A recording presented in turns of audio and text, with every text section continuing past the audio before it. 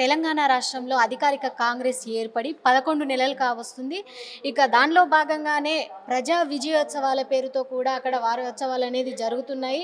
ఈరోజు రైతులకు సంబంధించినటువంటి సమస్యలపై కావచ్చు, రైతు ధాన్యం కొనుగోలు సమస్యలపై కావచ్చు, డిప్యూటీ సీఎం బట్టి విక్రమార్క అయితే కొన్ని విషయాలైతే వెల్లడించాలో, అందులో కొన్ని విమర్శలు కూడా అటు ప్రతిపక్షాలైనటువంటి బీజేపీపై, బీఆర్ఎస్పై కూడా చేయడం జరిగింది. ఎందుకంటే మూసీ నది ఒడ్డున బీజేపీ చేస్తున్నటువంటి నిద్ర అనేది అంతా బూటకం. ఎందుకంటే గతంలో కూడా ఇలాంటి అభివృద్ధి కార్యక్రమాల్లో పాల్గొనకుండా కేవలం 2-3 రోజుల తెరపైకి రావడానికి మాత్రమే, ఇష్యూని డైవర్ట్ చేయడానికి మాత్రమే బీఆర్ఎస్కు బీజేపీ సపోర్ట్ చేస్తుందని చెప్పేసి కూడా విమర్శించడం జరిగింది.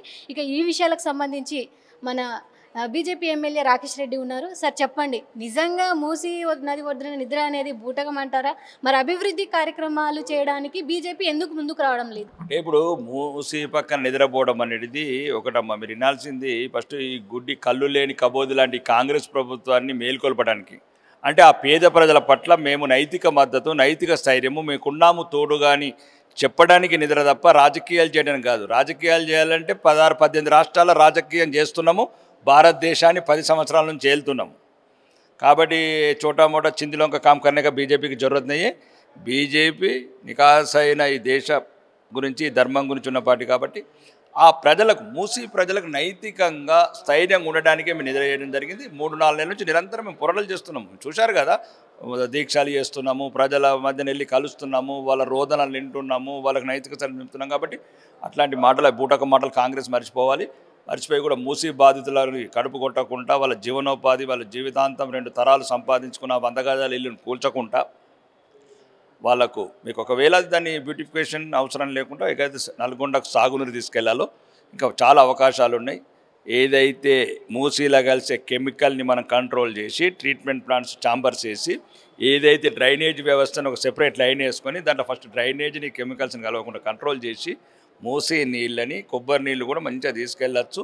ఎక్కడైతే మనము మూసీ బాధితులు ఈ హైదరాబాద్ పరిసరాల వరకు అవుట్స్కట్స్ వరకు ఉన్నారో అక్కడి వరకు ఇల్లు కూలగొట్టకుండా మనం ఒక రిటైనింగ్ వాల్ తీసుకొని అక్కడి నుంచి ఇంకక్కడ ఆస్తులు ఇల్లేం కాలేదు కాబట్టి నల్గొండ వరకు సాగునీరు తీసుకెళ్ళవచ్చు. అవసరం అనుకుంటే కాంగ్రెస్ వాళ్ళకి ఈ మధ్యన 11 ఏళ్ళ నుంచి అవినీతి సబ్బు బాగా వచ్చింది కాబట్టి మీకు సరదాలు చేయాలా, ఫోటింగ్ బ్లోట్లలో తిరగాల, జిన్ను బీర్లు తాగాలనుకుంటే అక్కడ పెట్టుకోండి. రెస్టారెంట్లు, షాపింగ్ మాల్లు, లేకపోతే ఏఎంబి మాల్లు, ఐమాక్స్ థియేటర్. రాష్ట్రం అభివృద్ధి చెందాలంటే ఇక్కడ ఫార్మా కంపెనీతో పాటు కొంత డెవలప్మెంట్ సంబంధించినటువంటి ఏదైతే ఇండస్ట్రియల్ పార్క్స్ కూడా చాలా అవసరం. దానికోసం మాత్రమే మేము తెలంగాణలో ఉన్నటువంటి భూములను తీసుకుంటున్నామని చెప్పేసి కాంగ్రెస్ అంటుంది. దీనిపైన మీరేమంటారు? మేము కూడా చేస్తున్నాం కదా, బీజేపీ భారతదేశం అంతా చేస్తున్నాం కదా.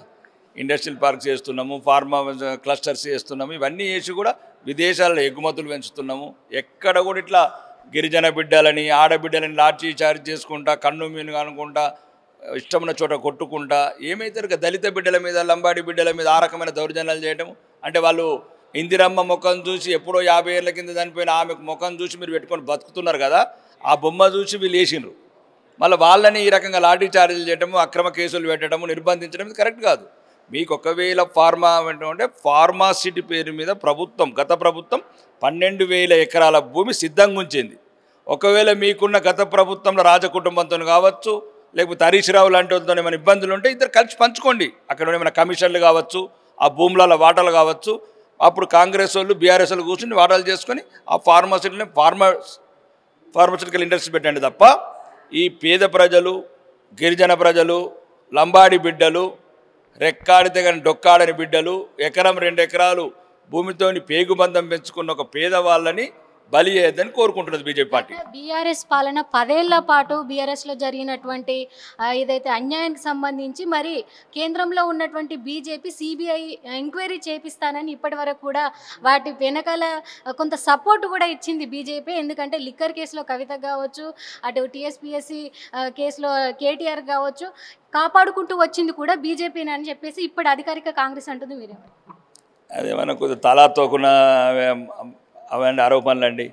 కవిత గారిని అరెస్ట్ చేశారు, తిహార్ జైలుకి వెళ్ళిండ్రు. 5 నెలల తర్వాత భారత న్యాయ వ్యవస్థ ద్వారా అవి బెయిల్ మీద బయటకు వచ్చారు. రెండోది కేటీఆర్ని మీరు మీనవేశాలు మీరు లెక్క పెడుతున్నారు.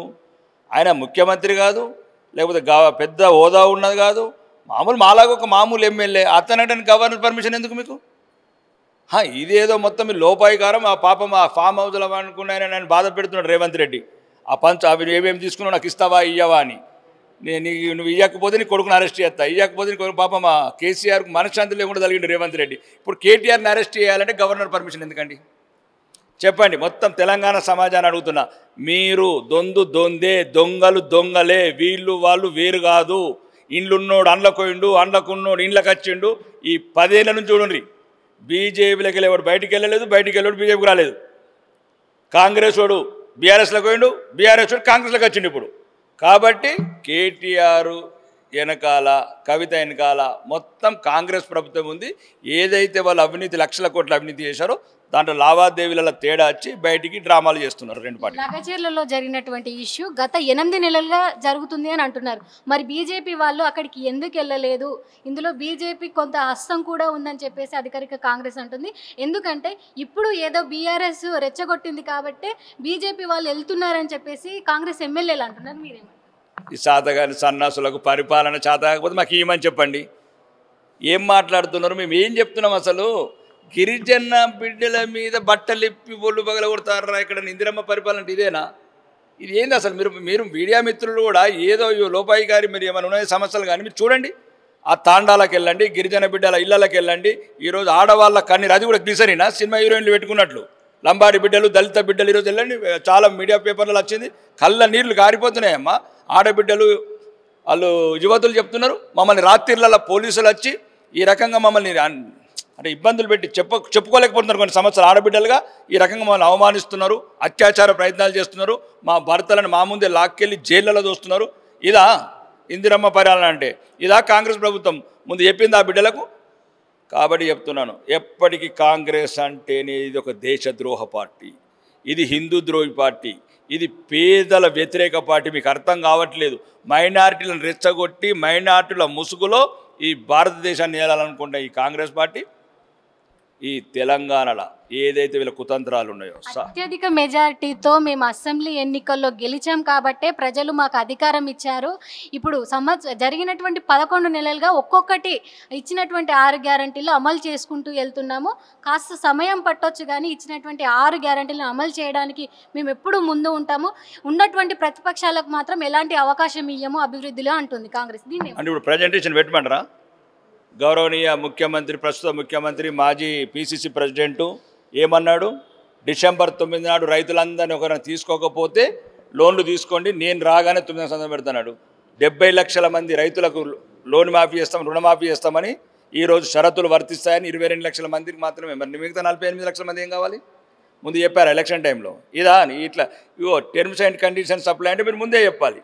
రెండోది, మహిళలకు 2500 ఇస్తామన్నారు. 1,83,00,000 మంది మహిళలకు, యువతులకు 2500 మహాలక్ష్మి ఇస్తున్నారా? ఇవ్వట్లేదు. కౌలు రైతులకు ఇస్తున్నారా? రైతు భరోసా ఇస్తున్నారా?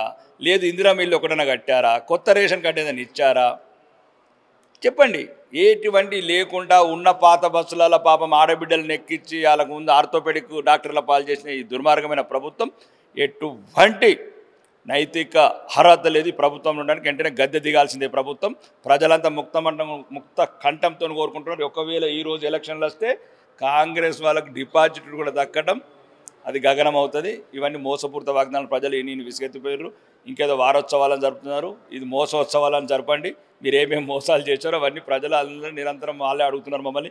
మేము కాదండి, ఎక్కడైనా ప్రతిపక్షము సమస్యని ప్రజల్ని మేము అంటే చైతన్యపరచాలి. ప్రజలు వచ్చి మమ్మల్ని చెప్తున్నారు, అన్న ఈ దుర్మార్గులు 2500 ఇస్తామని ఇవ్వలేదు, వాళ్ళ నిలదీయండి. అన్న రైతు రుణమాఫీ చేస్తామన్నారు, మాకు మొత్తం చేయలేదు, ఏదో సాంకేతిక కారణాలు అనుకుంటా లక్షలాది మంది మీరు అడగండి. కాదు ఆటో రిక్షా డ్రైవర్లకు 12,000 ఇస్తామన్నారు, అడగండి అని ఆటో రిక్షా డ్రైవర్లు వచ్చి మమ్మల్ని అడుగుతున్నారు. దమ్ము ఉంటే ఇవన్నీ ప్రజల ముందుకు వచ్చినటువంటి పోలీసు సెక్యూరిటీలు వచ్చి మాట్లాడడం కాదు. ముఖ్యమంత్రి కావచ్చు, మంత్రులు కావచ్చు, కాంగ్రెస్ నాయకులు దమ్ము ఉంటే ఎటువంటి సెక్యూరిటీ లేకుండా లడిచర్ల కావచ్చు అన్ని చోట్లకి వెళ్ళి చూడండి, అప్పుడు మీ సంగతి ఏందో తెలుస్తుంది. తెలంగాణ రాష్ట్రంలో అభివృద్ధిని అడ్డుకుంటుంది బీజేపీ, అడ్డుకోవడమే ప్రధాన ఎజెండాగా పెట్టుకుంటుందని చెప్పేసి ముఖ్యమంత్రి రేవంత్ రెడ్డి అంటున్నారు. మీరేమో మేమెందుకు అడ్డుకుంటున్నాము? మాకేం అవసరం? మేము ప్రతిపక్ష పత్రం అడుగుతున్నాము. అవును, హైడ్రాల పేద ప్రజల కడుపులు, మధ్యతరగతి కడుపులు కొట్టద్దు అంటున్నాము. ఎవడిచ్చిండు పర్మిషన్? ఎవడా నా కొడుకులు అధికారం ఇచ్చి అంటే ఇంతకుముందు పర్మిషన్ ఇచ్చిన నా కొడుకులు ఎవరు? జిహెచ్ఎంసీ కావచ్చు, హెచ్ఎండే కావచ్చు, పర్మిషన్ ఇచ్చి మధ్యతరగతి బిడ్డలని వాడు పర్మిషన్ ఇచ్చాడు కాబట్టి వీడు లోన్ ఇచ్చాడు బ్యాంక్ వాడు, వీడు ఇల్లు కొనుక్కున్నాడు మధ్యతరగతి వాడు. జిహెచ్ఎంసీ హెచ్ఎండే అంటే ఏంటమ్మా? ప్రభుత్వం అంటే నమ్మకం, విశ్వాసం. ఈ ద్రోహులు ఈరోజు వాళ్ళ వ్యక్తిగత స్వార్థానికి మధ్యతరగతి ప్రజల జీవితాలు కొల్లగొడుతున్నారు, జీవితాలు ధ్వంసం చేస్తున్నారు హైడ్రా పేరిట. మరి ఏమైంది? అసావుద్దీన్ ఓవైసీ బ్రదర్స్ ఫాతిమా కాలేజ్ ఏమైంది? వాసవి లాంటి సంస్థల 30 అంతస్తుల బిల్డింగ్లు ఏమైనాయి? హైడ్రా కావచ్చు, మూసీ కావచ్చు. ఈరోజు ప్రజల దృష్టిని మరల్చడానికి కాంగ్రెస్ ప్రభుత్వం ఆడుతున్న ఒక మోసపోయిత నాటకంలో ఇవన్నీ భాగాలు. భారతీయ జనతా పార్టీ పేద ప్రజల వైపు, రైతుల వైపు, మహిళల వైపు, మధ్యతరగతి ప్రజల వైపు నిలుచుండి గిరిగీసి కొట్లాడతాం. ఈ తెలంగాణలో ఏదైతే ప్రతిపక్షం వాళ్ళు చేసిన అవినీతికి లావాదేవీలు చర్చలు జరుపుకుంటున్నారో చీకట్లో ప్రజలను పనంగా పెట్టి అది ఆ పని భారతీయ జనతా పార్టీ అయ్యేది. భారతీయ జనతా పార్టీ తెలంగాణ రాష్ట్ర వ్యాప్తంగా ప్రజల సమస్యల మీద, కాంగ్రెస్ చేసిన మోసాల మీద ప్రజలని చైతన్యపరిచి ఉద్యమాలు లేవదీస్తాం. వాళ్ళని గద్దె దించే వరకు నిద్రపోవాలి. ముఖ్యమంత్రి సీఎం రేవంత్ రెడ్డికి మీరు ఏం చెప్పదలుచుకుంటారు? ముఖ్యమంత్రి రేవంత్ రెడ్డికి ఒకటి చెప్తాను, ఒక్కసారి దయచేసి మిమ్మల్ని దించడానికి మీ కాంగ్రెస్ పార్టీలో 6 వర్గాలు ప్రయత్నం చేస్తున్నాయి. నా మాటను స్నేహితుడిగా చెప్తున్నా. నేను అంతో ఇంతో కొద్దిగా యువకుడవు, ఏదో మంచి చేస్తామని తెలంగాణ ప్రజలు నిన్ను నమ్మారు. కాంగ్రెస్ అయితే ద్రోహుల పార్టీ, ద్రోహమైన పార్టీ. అంతో ఇంతో హిందుత్వం ఐడియాలజీ ఉంది. అప్పుడు మా ఏబీవీపీ ఆర్ఎస్ఎస్ కార్యకర్తవే కాబట్టి ఆ రక్తం, హిందూ రక్తం ఒకవేళ కొద్దిగా ఉంటే నువ్వు నీ పక్కనున్న మాటలు నమ్మకు. వాళ్ళు నువ్వు తీసుకుపోయి గోదావరిలో ముంచాలనుకుంటున్నారు. ఈ మూసీ లాంటి ప్లాన్లు చెప్పి, ఐడియా లాంటి ప్లాన్ చెప్పి, ఇలాంటి లాంటి ఫార్మా కంపెనీలు చెప్పి నిన్ను బదనాం చేస్తున్నారు. అవన్నీ వెంటనే విరమించుకో.